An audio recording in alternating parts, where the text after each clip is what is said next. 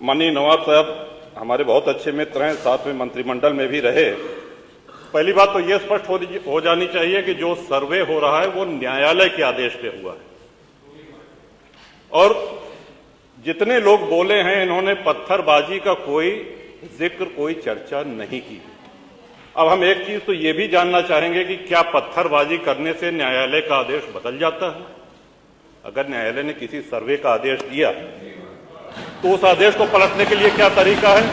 उससे बड़ी अदालत में जाएं कि सड़क पे खड़े होकर के पत्थर प्रशासन के ऊपर और पुलिस के ऊपर चला जाए। आज तक कभी प्रशासन का निर्णय, न्यायालय का निर्णय इससे बदला हो तो? दूसरा, श्रीमान, पुलिस और प्रशासन के लोग जो घायल हुए हैं उनके प्रति किसी ने कोई पीड़ा, कोई चिंता व्यक्त नहीं करी। बहुत गंभीर मामला है ये। ठीक उसी तरह है जैसे बहराइच में 22 साल का एक नौजवान राम गोपाल मिश्र, 4 महीने पहले शादी हुई थी, उसकी हत्या कर दी गई। इतनी निर्मम हत्या करी गई, इतनी गोलियां शरीर में मारी गई, हाथ के नाखून भी निकाल लिए गए। अपराध क्या था कि उसने अपने धर्म का एक झंडा लगा दिया।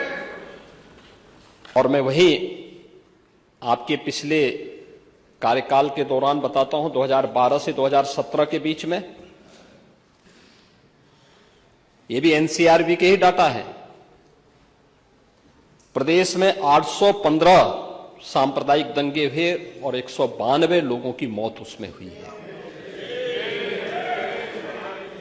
मैं उस पर चर्चा करूंगा।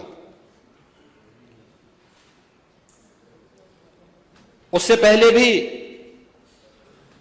2007 से 2011 के बीच 616 ऐसे सांप्रदायिक घटनाएं हुई हैं जिनमें 121 लोगों की मौत हुई थी। महोदय, जो बात यहां पर माननीय सदस्य शेखबाल महबूब ने संबल के बारे में लिखा, माननीय सदस्य कुंवर रघुराज प्रताप सिंह जी ने यह बात बहुत स्पष्ट की कि हम तथ्यों को छुपा करके कब तक जनता को गुमराह करेंगे।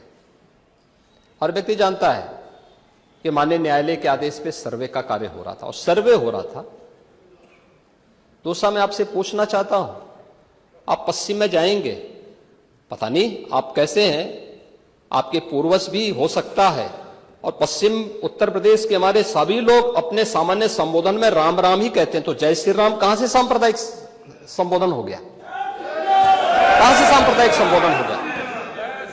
हमारे यहां हम जगते हैं, राम हे राम बोलते हैं, मिलते हैं, राम राम का संबोधन होता है, और अंतिम यात्रा में विदा करते हैं तब भी राम नाम सत्य है ही बोलते हैं। राम के बगैर तो हमारा कोई काम ही नहीं है। और अगर जय श्री राम किसी ने बोली दिया तो इसमें उत्तेजना का मतलब, ये नियत आप समझ सकते हैं, उस नियत को। ये चढ़ाने वाला नहीं है, ये चढ़ाने वाला नहीं है, ये चढ़ाने वाला नहीं है।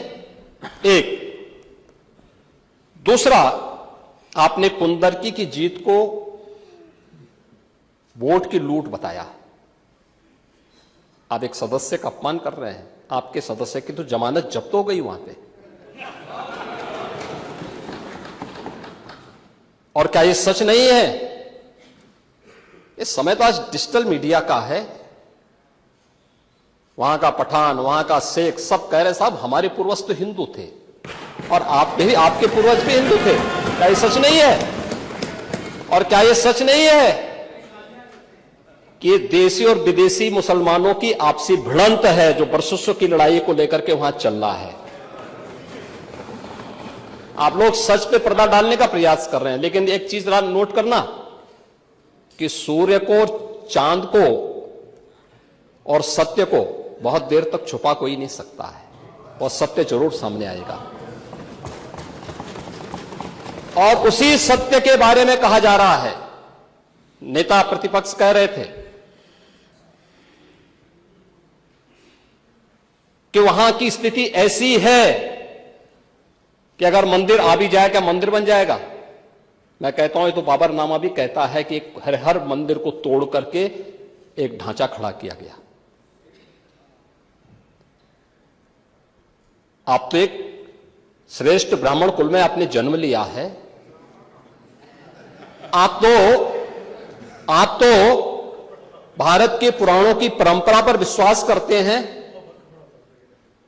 हमारा पुराण भी इस बात को कहता है कि भगवान विष्णु, श्री हरि विष्णु का 10वां अवतार संबल में ही होगा, उसी संबल में होगा।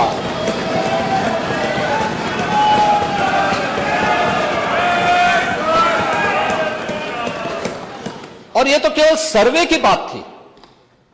माननीय न्यायालय के आदेश पर जिलाधिकारी का मतलब जिले का एडमिनिस्ट्रेटिव हेड, पुलिस अधीक्षक उस जिले की पुलिस फोर्स का मुखिया है।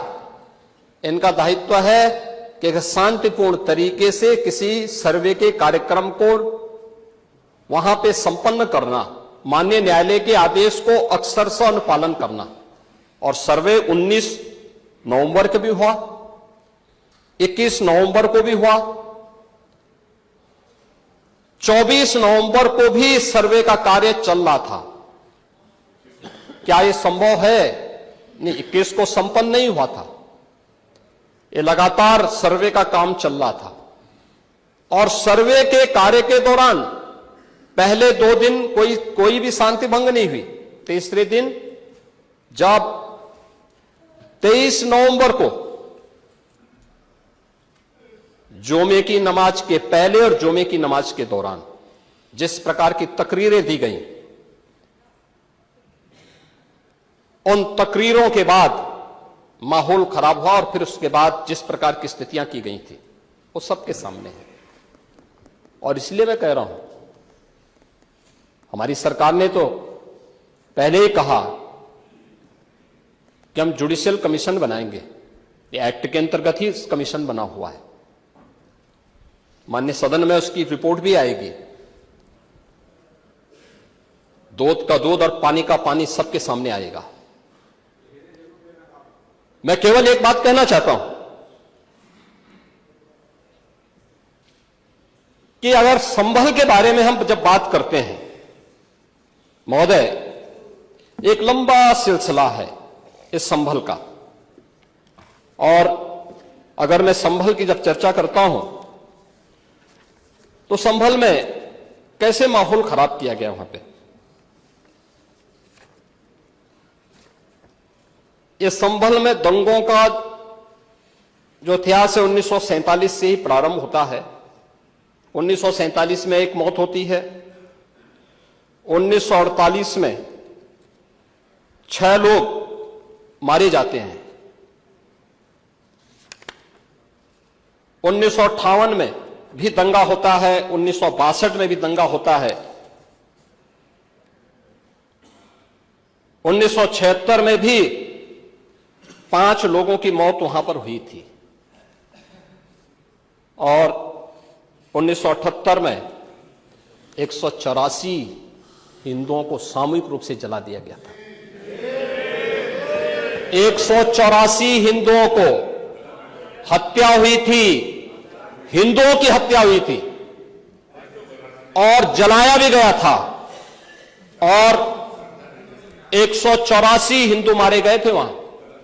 184। मैं वही तो कह रहा हूं ना, आप उस सच को स्वीकार नहीं करेंगे, आप उस सच्चाई को स्वीकार नहीं करेंगे। और लगातार कई महीनों तक वहां कर्फ्यू था। 1980 में फिर दंगा हुआ था, एक मृत्यु हुई। 1982 में फिर दंगा हुआ, एक मृत्यु हुई। 1986 में 4 लोग मारे गए। और 1990 फिर 1992 में 5 मौतें हुई। 1996 में 2 मौतें हुई। ये लगातार ये सिलसिला चलता रहा। 1947 से लेकर के अब तक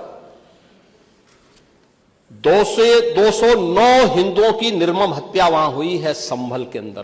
209 हिंदुओं की। और एक भी बार किसी ने उन निर्दोष हिंदुओं के लिए कभी 2 शब्द नहीं कहे, उनके प्रति, उन परिवारों के प्रति संवेदना के शब्द नहीं कहे। महोदय जो आज घड़ियाली आंसू बहा रहे हैं,